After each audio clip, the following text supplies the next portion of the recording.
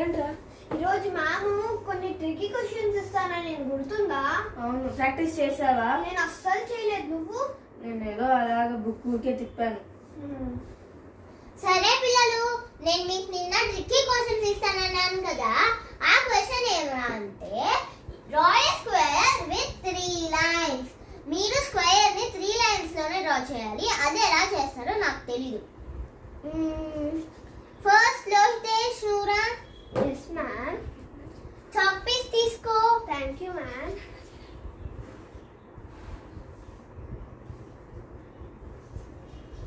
అయిపోయింది మ్యామ్.